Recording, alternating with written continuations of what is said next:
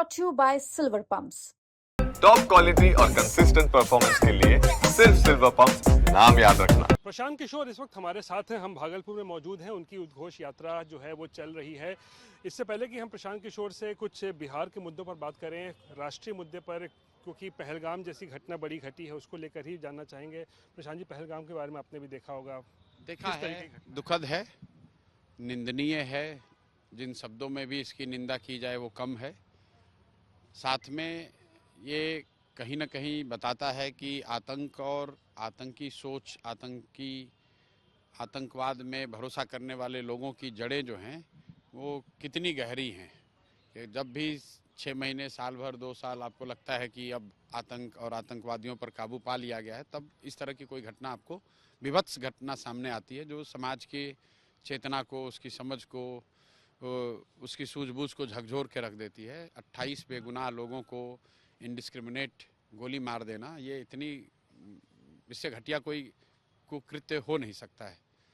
तो हम लोग नागरिक होने के नाते ये भरोसा कर सकते हैं, ये आशा कर सकते हैं कि सरकार कड़ी से कड़ी कार्रवाई करेगी और जो दोषी हैं उन पर, उनको they will be brought to book. खासकर धर्म पूछ के इस तरीके के नरसंहार करना। देखिए, जो भी आतंक, मैंने जो कहा ना, जो सोच है आतंक की, वो तो जाति और धर्म से ही लोग एक तरीके से इंटॉक्सिकेटेड होकर इस तरह का काम करते हैं। हम लोग जब बच्चे थे तो पंजाब में उस समय डिस्टर्बेंस थी और हम लोग सुनते थे, अखबार में पढ़ते थे कि जब खालिस्तान का आंदोलन चल रहा था तो बसों से हिंदू परिवारों को उतार कर मार दिया जाता था। तो मारने वाला किसी जाति, किसी धर्म का हो, चाहे वो मुसलमान हो, हिंदू हो, सिख हो, मारने वाला तो गलत ही है। जो भी हिंसा कर रहा है, चाहे उसकी वजह कुछ भी बता रहा है, वो गलत है, उसको सज़ा मिलनी चाहिए। हम लोगों को उसकी जाति धर्म नहीं देखनी चाहिए। आतंकी आतंकी है, उसकी कोई ना जात है, ना धर्म है, ना कोई विचारधारा है, ना उसकी कोई वजह है, ना उसके पास कोई जस्टिफिकेशन है। उन पर सख्त से सख्त कार्रवाई होनी चाहिए। प्रशांत जी, क्योंकि अब आप यात्रा पे निकले हुए, एक बार फिर से बिहार के मुद्दे हैं और बड़ी बड़ी लेटेस्ट डेवलपमेंट जो अभी आजकल चुनाव देखने को मिल रहा है बिहार में, वो है चिराग पासवान को लेकर बड़ी चर्चा चल रही है। नीतीश जी के बारे में आपसे बाद में बात करूंगा, लेकिन चिराग पासवान ने जो एक तरीके से, ये उनकी पार्टी ने घोषणा किया कि विधानसभा चुनाव वो लड़ेंगे, विधायक बन जाएंगे, तो फिर क्या मतलब, क्या लगता है? नहीं, मतलब देखिए, 2 बातें हैं। एक तो जो लोग कह रहे हैं कि चिराग पासवान बिहार की राजनीति में आ रहे हैं, तो मेरा अपना मानना है कि चिराग जी तो बिहार की राजनीति करते हैं, बिहार से ही राजनीति करते हैं, यहीं से सांसद हैं, यहीं से मंत्री हैं। उनका जो दल है वो भी मुख्यतः बिहार में ही राजनीति करता है। जब अगर आप लोग ये कह रहे हैं कि बिहार की राजनीति में आ रहे हैं, तो ऐसा तो है नहीं कि केंद्रीय मंत्री पद छोड़ दिया या सांसद जो थे उससे इस्तीफा देकर अब बिहार में विधायक बनेंगे। बाकी अगर बिहार में आते हैं और दिल्ली की राजनीति को छोड़कर बिहार में आते हैं, तब उस पर चर्चा होनी चाहिए। और अगर आएंगे तो अच्छी बात है, क्योंकि कोई नया नेता आता है, कोई युवा नेता आता है और चिराग सुलझे हुए नेता हैं। अगर आएंगे तो उससे बिहार की राजनीतिक और बिहार के लोकतंत्र में गहराई बढ़ेगी, उसमें और कंपटीशन बढ़ेगा और उससे लोकतंत्र और बिहार की ताकत बढ़ेगी। युवा चेहरे तो हैं, साथ ही उनको कहा जा रहा है कि बड़ी जिम्मेदारी मिलनी चाहिए। जाहिर सी बात, अगर विधायक बनेंगे तो चिराग ऐसे ही तो सिर्फ विधायक बनकर नहीं रहेंगे अगर बिहार में। नहीं, देखिए, वो तो मंत्री बना भाई, ऑलरेडी जो कैबिनेट में मंत्री हैं तो बहुत बड़ी जिम्मेवारी में है। अब इससे बड़ी जिम्मेवारी क्या मिलेगी वो सब मैं नहीं जानता हूँ। मैं इतना जानता हूँ कि बिहार की से ही राजनीति करते हैं।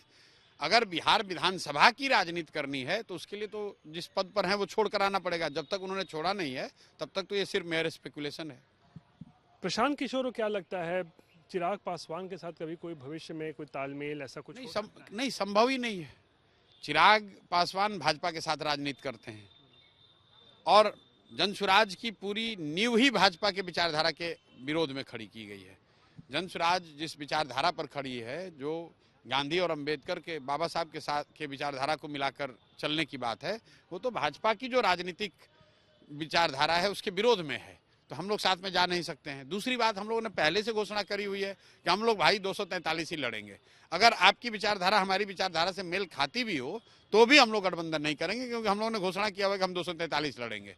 तो बिहार में सीट तो 243 ही है, तो गठबंधन होगा किस सीट पर? इस बार अकेले ही लड़ना है ये आपने? बिल्कुल। 3 बरस अपने जीवन का मैंने सब कुछ दांव पर लगाकर, अपना घर परिवार छोड़कर, अपने सुख सुविधा छोड़कर, जो भी बुद्धि शक्ति भगवान ने दिया है, संसाधन, सब कुछ लगाकर बिहार को सुधारने के लिए ये जो प्रयास शुरू किया है, अगर इतना सब करने के बाद मुझे गठबंधन करना पड़े तो फिर मैं इतनी मेहनत करने की जरूरत क्या थी? फिर 3 वर्ष पहले ही गठबंधन कर लिए होते। प्रशांत किशोर को कभी क्या मायूसी होती है कि बहुत जल्दी मतलब हम इलेक्शन पॉलिटिक्स में आप उतर गए, 4 सीट पे चुनाव लड़े थे, वहाँ हार गए।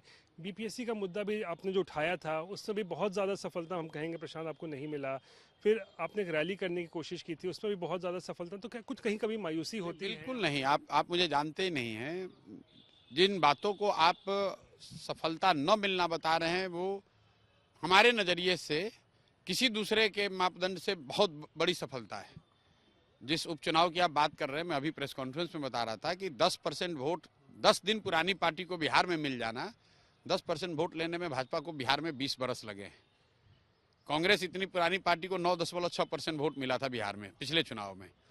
लेकिन अब प्रशांत किशोर कोई जादूगर तो है नहीं। आप लोग की ऐसी अपेक्षा है या किसी की अगर ऐसी अपेक्षा है कि बस प्रशांत किशोर आएंगे और कल बिहार में क्रांति हो जाएगी और परसों बिहार सुधर जाएगा, ऐसी बात है नहीं। मैं इस बात को समझता हूं कि जिस काम को मैं करने आया हूं यह कठिन काम है, इसमें समय लग सकता है, लेकिन महत्वपूर्ण यह है कि हम लोग कृत संकल्पित हैं कि इसको बिहार को सुधारना है, चाहे जितना समय लगे, चाहे जितनी मेहनत करनी पड़े, तो निराशा का कोई सवाल ही नहीं। और जब आप इस तरह के कठिन काम करते हैं तो उसमें आपके ऊपर नीचे उतार चढ़ाव आएंगे और झटके लगेंगे, पराजय सामने दिख सकती है, लड़ाई हो सकती है, कभी आप पटके भी जाएंगे, लेकिन हम लोग टिके हुए हैं, अड़े हुए हैं और बिल्कुल संकल्पित हैं कि इसको जीते बगैर नहीं जाना है। आपसे उम्मीद इसीलिए क्योंकि लड़वाने में तो आप जादूगर रहे हैं, जाहिर सी बात है, चुनाव लड़वाने में उसमें आपका कोई अब लड़वा रहे हैं, अब पहली बार लड़ाएंगे, आपको जादू दिखेगा आपको नवंबर में। मैं अभी ये भी समझा रहा था कि देखिए 2.5 बरस मैंने लगाए इस विचार, इस प्रयास को जनता को समझाने में कि भाई बिहार में भी कुछ हो सकता है। पहले तो लोग मानते ही नहीं कि बिहार में कुछ हो सकता है। तो 2.5 बरस तो पदयात्रा का मेरा, आप देख लीजिए, मैंने कोई पार्टी बनाने की बात नहीं की, मैंने वोट नहीं मांगा, मैंने सिर्फ ये बताया कि भाई अपने बच्चों के लिए वोट दो और क्या रास्ता है जिससे बिहार में भी सुधार हो सकता है। पार्टी बनी है 2 अक्टूबर पिछले साल। अब पिछले 6-7 महीनों में रात दिन कोशिश करके जो मैंने संगठन बनाने की कोशिश करी है, दलगत संगठन, वो मैं दावे के साथ कह सकता हूं कि बिहार में राजनीतिक संगठन के तौर पर जन सुराज से बड़ा संगठन किसी के पास नहीं है। अब चुनाव प्रचार शुरू होगा, तो जब चुनाव प्रचार शुरू होगा तो अब प्रशांत किशोर को आप उस भूमिका में देखेंगे जिसके लिए देश दुनिया में लोग मुझे जानते हैं। तो आने वाले महीनों में, मई में, जून में, वो आपको प्रचार प्रसार वो उस तरह का अंदाज दिखेगा जो कि वोट और चुनाव के नजरिए से होगा। अभी तक मेरा जो सारा प्रयास है वो समाज को बताने, जगाने, समझाने, सुधारने और समाज से उन लोगों को चुनकर निकाल कर लाने का है जो कि एक विकल्प बना सकते हैं। यानी प्रशांत किशोर अभी असली रंग में अभी आए नहीं है, इसका मतलब है? नहीं, असली रंग का मतलब है कि भाई, मतलब जैसे वनडे मैच है तो लास्ट के 5 ओवर में ही आपको अपना रन रेट बढ़ाना है और एक बीच का फेज होता है जबकि आपको कंसोलिडेट करना है। तो ये ठीक है, कोई कह सकता है कि अगर आप 20वें ओवर में भी 20 रन बना लेंगे तो बुरा नहीं है, लेकिन सामान्यता तो यही है कि भाई आप 40-45 ओवर तक एक बेस बना लें और फिर लास्ट के जो 5 ओवर हैं या 10 ओवर है उसमें आप एक्सेलरेट करें। तो अभी जो लास्ट का 5-6 महीना आएगा, आपको मैं ध्यान दिला दूं आपके दर्शकों को, कुछ को ये लग सकता है कि अब समय कहाँ है। मैं 2015 में जब मैं आया था तो मैं मार्च में आया था, 3 महीने मैंने समझने और प्लान करने में लगाया और एग्जैक्टली 2 जून 2015 को मैंने अभियान शुरू किया था जिसका नाम था हर घर दस्तक। 2 जून 2015 को शुरू किया और अक्टूबर नवंबर में चुनाव लड़ा गया और जीत मिली। तो जो चुनाव प्रचार का अभियान है वो 100 दिन 200 दिन बहुत होता है, उसको आप 3 वर्ष नहीं चला सकते हैं। वो इंटेंसिव है, रिसोर्स इंटेंसिव है, इसलिए उसको 3-4 महीने ही सस्टेन किया जा सकता है और वो आपको अभियान और उसका स्वरूप दिखेगा।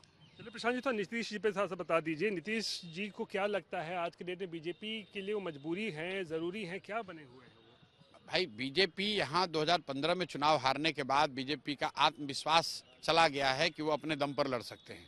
तो उसके बाद से वो कोई ना कोई रास्ता जुगत लगाते हैं कि भाई किसी तरह सत्ता में बने रहें, और एक तरह से उन्होंने नीतीश के सामने सरेंडर भी किया कि भाई चलिए आप ही रहिए, हम लोगों को केंद्र में मदद करते रहिए। तो अभी वो उनको, जैसे पूरे बिहार की जनता को मालूम है कि नीतीश कुमार की शारीरिक मानसिक हालत शायद अब सीएम रहने के लिए उपयुक्त नहीं है, तो आप कैसे समझते हैं कि मोदी जी को और अमित शाह को ये नहीं पता है? उनको भी पता है, लेकिन नीतीश कुमार को इसलिए लेकर साथ में चल रहे हैं कि उनके बगैर कोई विकल्प नहीं है। नीतीश को छोड़ेंगे तो नीतीश कुमार जाके मिल जाएंगे आरजेडी में, तो उस डर से नीतीश कुमार को ढोए जा रहे हैं। तो फिर क्या होगा चुनाव के बाद? जैसे कांग्रेस ने बिहार की जनता और लोगों का भविष्य लालू जी के हाथ में बेच दिया था, इसी मजबूरी में कि लालू जी का साथ देते रहेंगे तो हमको दिल्ली में उनके सांसदों का समर्थन मिलेगा। लालू जी का जो हुआ सो हुआ, कांग्रेस साफ हो गई।